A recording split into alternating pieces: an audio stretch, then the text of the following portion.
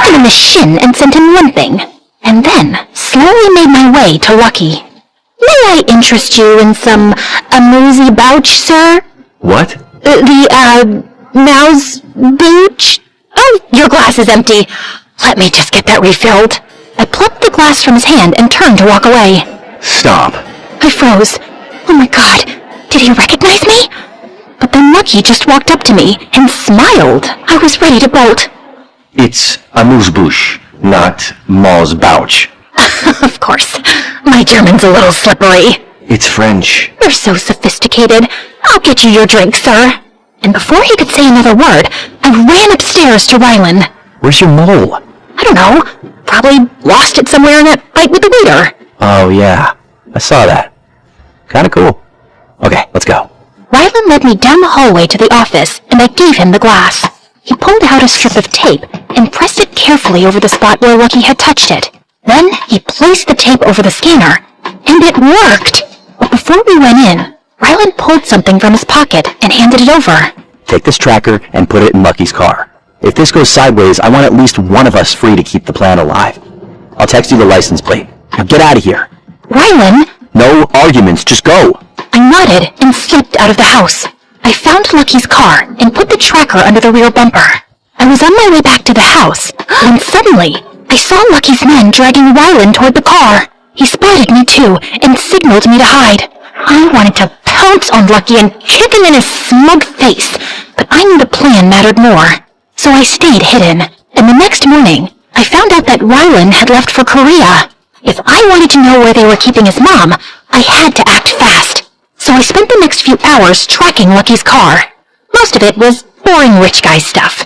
Studio lots, hotel rooftops, a gaming center. But then he went to an old lighthouse on a cliff. It had been abandoned years ago. What was he doing here?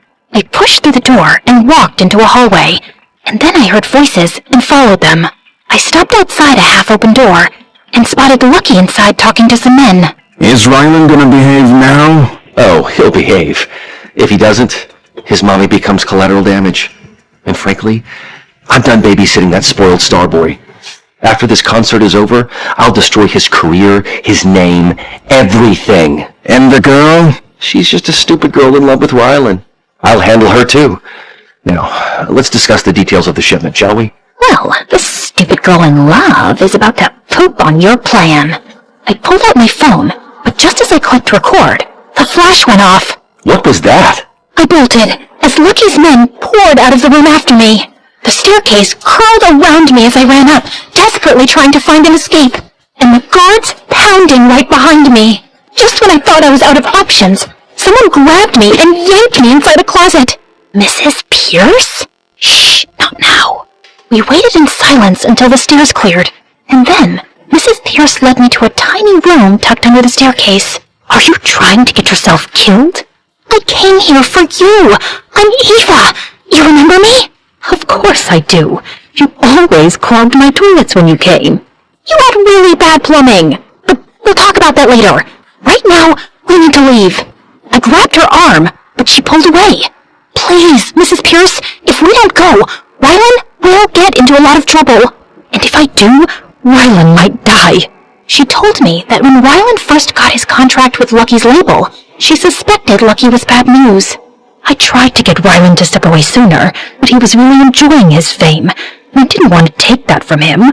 But eventually, he saw the truth for himself, and tried to leave, but then the accident happened. You should have contacted me, Mrs. Pierce. I could have helped you.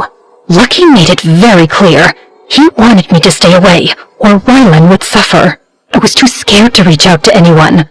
I always felt like he was keeping tabs on me, but somehow Rylan found me.